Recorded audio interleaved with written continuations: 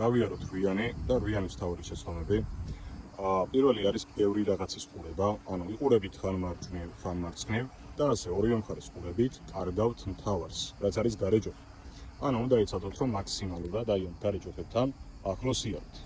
შემდეგი არის, როდესაც გადაკვეთაზე მივდივართ, უკვე წინასწარით გახედვა სხვა მხარეზე, ანუ წინასწარ მოვიყურებით, უყურეთ აი ამ ბოლო გარეჯოხს.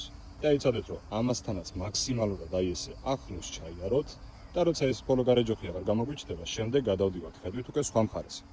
შემდეგი გადაკვეთაზე, როდესაც მოვდივართ, ძალიან ხშირია აი ამ ჯოხთან მიახლოვება.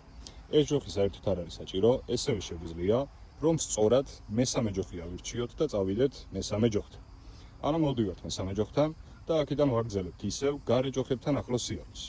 რაც შეეხება დაშორებას, როგორ გაიგოთ, რა დისტანციაზე ვართ გარეჯოხთან, ეს ხდება გარეჯოხის სიმაღლით.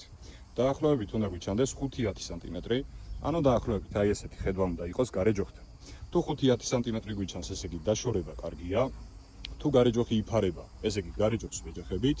თუ გარეჯოხი ძალიან დიდია, დაუშვათ ნახევარი ჩანს, მაგ შემთხვევაში უკვე გარეჯოხთან დაშორება გვაქვს ძალიან დიდი. ანუ დაახლოებით ხედვა უნდა იყოს, ესე იგი 5-10 სანტიმეტრი, როგორც ვზივართ იქიდან. შემდეგი ისევ მოვედით გადაკვეთაზე, ისევ იგივე არ დავკარგოთ აი ეს ბოლო გარეჯოხი, ვართ ამ ბოლო გარეჯოხთან მაქსიმალურად ახლოს და შემდეგ გადმოვდივართ ხედვით გადაკვეთაზე.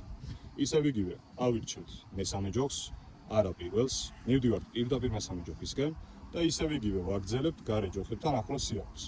ხედვა უნდა იყოს, ესე იგი დაახლოებით 5-10 სანტიმეტრი. საკმაოდ მარტივია, არაფერი ისეთი, მთავარია, რომ თქვენი ხედვა გამოსწორდეს, ანუ ბევრ რაღაცას არ უყურებთ.